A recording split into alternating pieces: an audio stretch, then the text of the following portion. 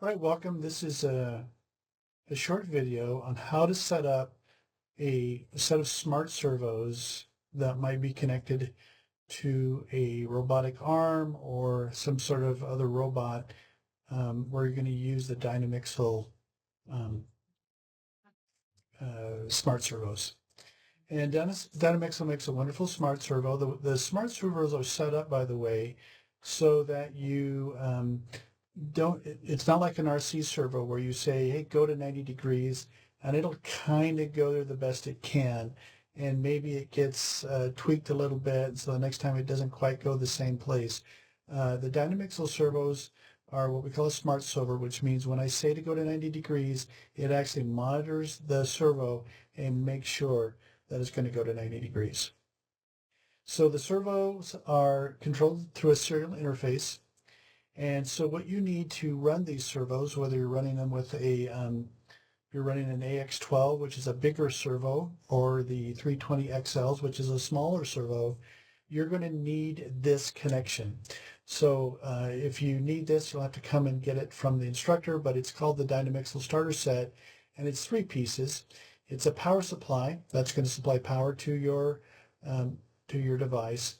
It is a serial interface. This is going to allow you to connect it yourself to USB to your computer.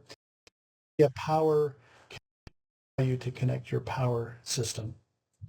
So this is the set you'll need.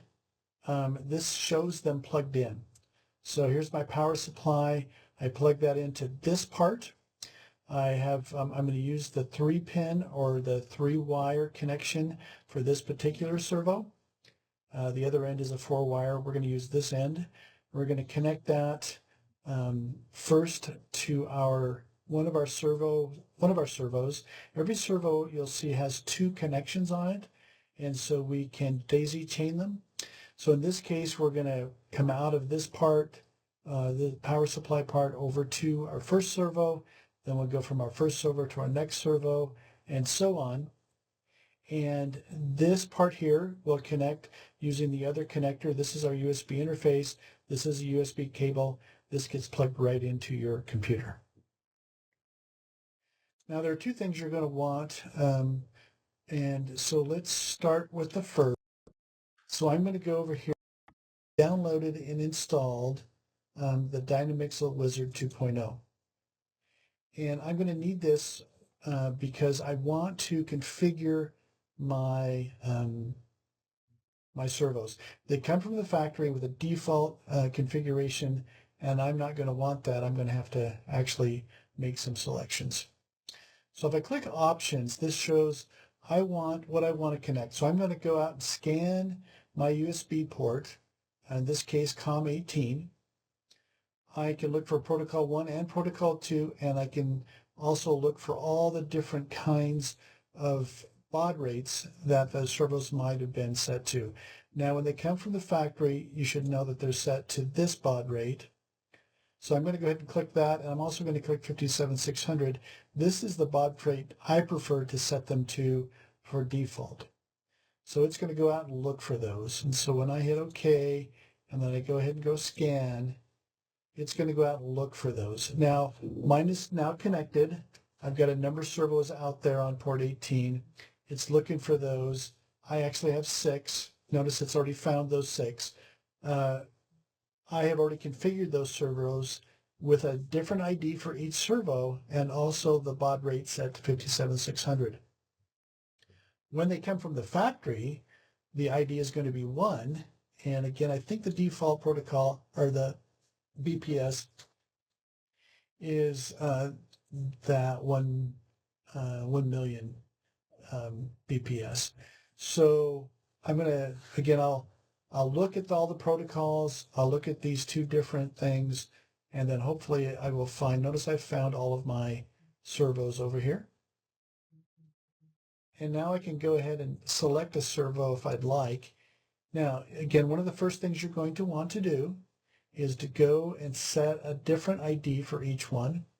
So if you select this, now you can go over here and select a different ID number over here. And if you, let me move that, if you hit save, that will change that ID number. Now you can actually check to see if the servo is moving. You'll probably want to center it. So go ahead and click goal position, and that will allow you to set the 0 position. So if you click that, that servo will go to 0 degrees. So what I do when I first get my servos from the factory, I hook them up one at a time. I give them all unique IDs. I set the baud rate to 57,600. And then I also set the goal position to 0.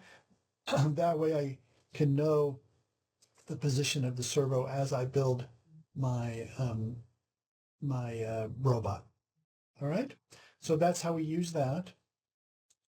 So once we have everything configured, we can now hook that up to our actual computer that we're going to be programming, and most often that's going to be a Linux machine running ROS. So you'll need something specific for that. So one of the things you'll want is the Dynamixel SDK. This comes with all the drivers, everything you're going to need to access the device. Notice that it supports a lot of the different kinds of servos. The ones that I have used are the AX12s and the AX18s. I've also used the XL320s. These are a smaller servo that we often use, and so those ones I know about. If you go to download and go to repository, you'll notice, because you can either use the git command to get this, or I use this command. So in our case, if we're using the humble ROS distribution, I would type in on my Linux machine sudo apd get install ROS humble Dynamixel SDK, and all of that support comes over for me. By the way, there's a bunch of sample code here you can use if you'd like to play with all of that. Notice we're using that's protocol 1.0. That's the one that the Dynamixels came with out of the chute. There are a lot of different languages you can use. There's even some videos there you can watch if you'd like to get to know more about that. Now, the final thing that I do is I also install this library.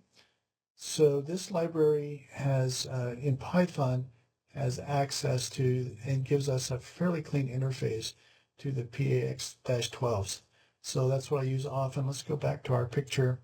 This robot arm that I built here has the 12s and the 18s. It turns out the 18s will also respond to this library. These are a little bit larger and are really useful in creating a robot like this.